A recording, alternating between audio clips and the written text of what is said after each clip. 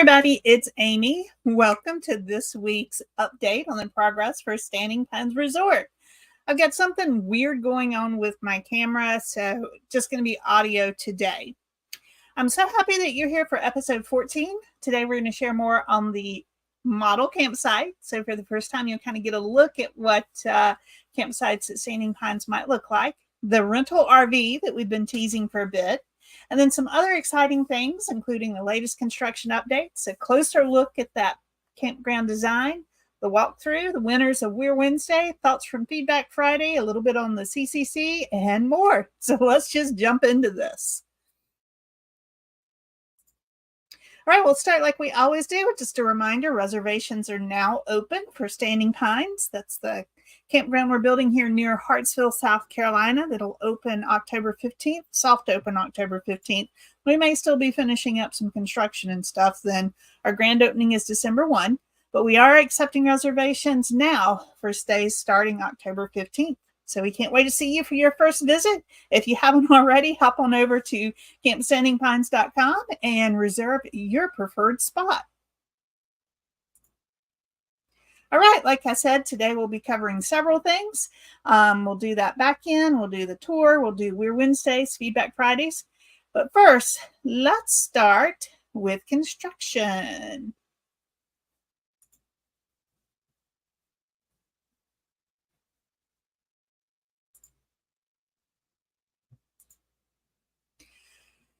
Okay, so here is current view of the Welcome Center.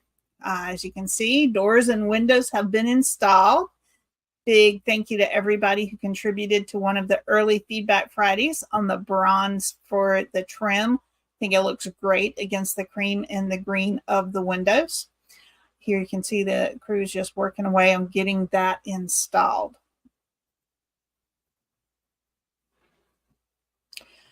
We also saw some other significant progress with the Welcome Center in the last week or so. The security system, the plumbing, the HVAC, electrical work is underway. Once everything's inspected and approved, we expect the ceiling and drywall work to begin. It's exciting to see the Welcome Center beginning to take shape. Working with architects and designers to incorporate all the features we needed for this space took well over a year. Now that the building is a solid reality, can't wait to see it finished. Now the team continues to work on grading and underground utility installation for the campsites. This work will continue through June and July. The next really visible thing for the site work will be when the roads go in, so look for more of that in a couple of months. Now, even in the current construction stage, it was a pleasure to use the Welcome Center for a couple meals with the CCC team. I will look at more of those in a second, but this clip right here does kind of give a sense of just how big the space is as we're doing a little bit in it with the CCC. And here we go. We're going to finish up the construction update with another look at the ongoing work with underground utilities. Just more kind of digging in the sand, using a lot of technology to make sure everything goes right where it is supposed to go. So have lots of respect for this team and the very detailed work that they are doing.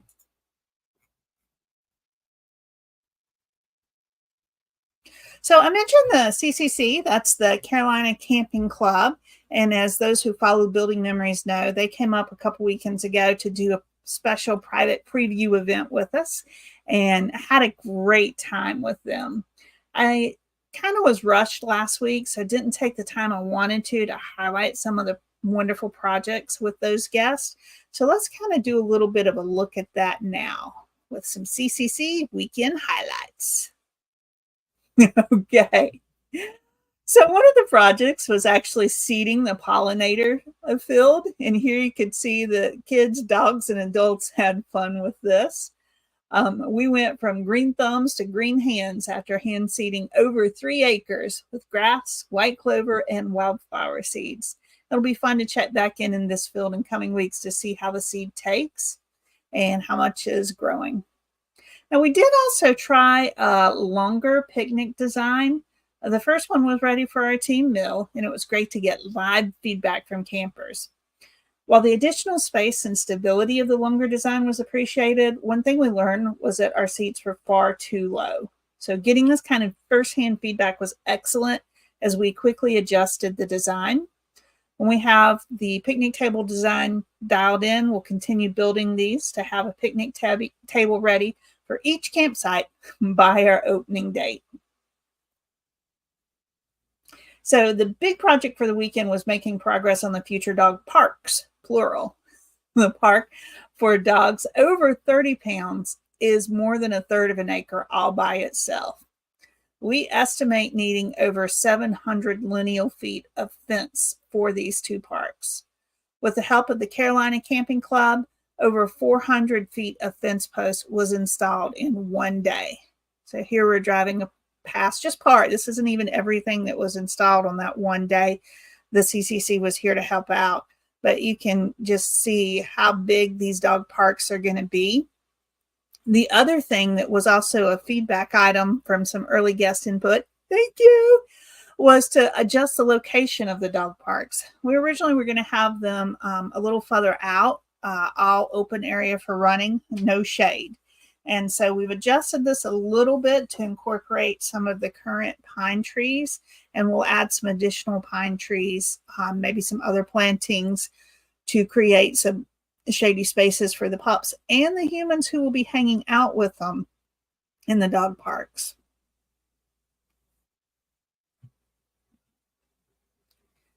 So good to see a little bit of green even in the dog parks. Good place for the dogs to sniff and play and have fun. Now, it was not all hard work. We had plenty of time to enjoy it this first preview weekend. And food. Lots and lots of food. From team meals grilled up by volunteer chefs to fun dinners downtown to surprise delivery of a simple grilled cheese sandwiches to the joys of s'mores on a community fire pit with a colorful sunset, we ate well. And I mean, we really did eat well this whole weekend. It was fun. It was a neat way to bond with other campers. It was a fun way to relax and to chill out. This is something that we really look forward to seeing all of our future guests do at Standing Pines. So when you come for your first visit, you know, as you look at these other campers having fun and this kid with his, I say this kid, this is my nephew, by the way, and he's waiting for his turn at the fire. Now, the funny thing was he didn't want to go home. I think that he may come and spend some time with us this summer because he really enjoyed camping. And kids were kind of the overall star of the weekend, and that's as it should be because camping is all about family. Here's another look at the interior of the Welcome Center as it was at our CCC weekend. It does kind of give just a good sense of the space and how much elbow room there'll be. Here's Miss Nora, and she was absolutely the star of our event. She enjoyed climbing the sand hills, riding the Ranger, biking, playing in the sand, planting trees, and she was generally just up for every aspect of the adventure with the CCC at Standing Pines. We really enjoyed this weekend. It was a wonderful event. We're hoping to do some other events with other groups in the future. And I think I'll go ahead and let a little bit of the cat out of the bag. While the official date will be announced over at CCC for club members only, we are already in discussions for a second event this year. Stay tuned for more.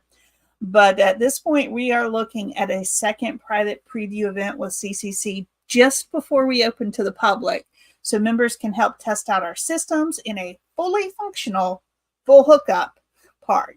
So that should be a really cool thing to do. Let's see, we already did kind of the construction updates. So let's hit the next thing here. Feedback Friday. So y'all know every Friday I do this on the Facebook to get your input on really the next week's topic. Last week it was about rental RVs, and we got some really good feedback from you.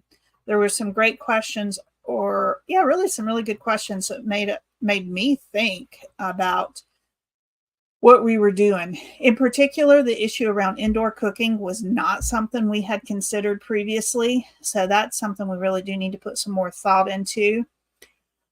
Pet policy. As friendly as we are as a park for dogs, there's a possibility we may make this rental RV no pets so that guests who want to get a space with us and have pets but can do our glamping or cabin options instead. Now, to be fully honest and full disclosure, we have tested. We lived in this RV for a little bit during the construction process, and it is doable with 2 dogs and a cat and a kid and a full family. The thing is, not all guests love pets, and some guests have allergies. So we're thinking that from just a cleaning and a security perspective, it may well be that we keep guests with pets in the glamping and the cabin options, particularly since we're really only planning to start with this one rental RV when we open. The security deposits, great points. We will be looking at that. Possibly one way we'll do that is just an agreement when you rent or hit the rental agreement online is just any damages can be charged to a credit card.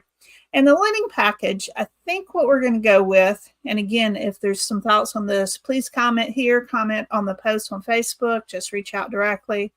But something we've seen in Myrtle Beach and other places that seems to work well and give a lot of flexibility are offering linen packages. That way we have it for guests that would just like to pick it up and have it easy. And those guests who'd like to save a little and bring their own linens from home or just prefer their own personal linens can bring theirs instead of, what we might have available here. So that's the current thought. Could change, but that is in fact the current thought. Okay, before I jump into a little video on our model campsite that we literally, my husband literally built in our front yard so we could start testing some things for standing pines, I want to go back to the design because we didn't really have enough space to lay out a full back-end site the way that we will in the campground. So what I'm going to show you of the model campground is smaller, less square footage than what the actual back-end sites will be. I pulled up, and this is just a random one. We happen to have measurements for site B26. All of the back-end sites are very, very similar in measurements. You can see that the length of the gravel pad is 50 feet by 10 feet wide, and then there's another 10 by 30 for for a vehicle. So the largest campers that we can find on the roads today with research are about 45 feet long. So we went with 50 to give just a little bit more in case they keep getting bigger. And then there's that space right beside for campers once they've set up their travel trailers or motor home and they're pulling, whichever, can then back in and park right there. That does give quite a lot of additional space. So you'll note that there's a good bit of elbow room. Because there's additional space beyond that on either side. There's about 10 more feet behind the camper, and then there's another 10 feet past the gravel pad. So we wanted to give a little bit of room for folks to spread out. And that's roughly how the 40 feet wide looks for those pads. We will show you what 40 foot wide looks like on our model pad here, I think is the next thing that we're going to do. Okay, so there is the model campsite and the rental RV.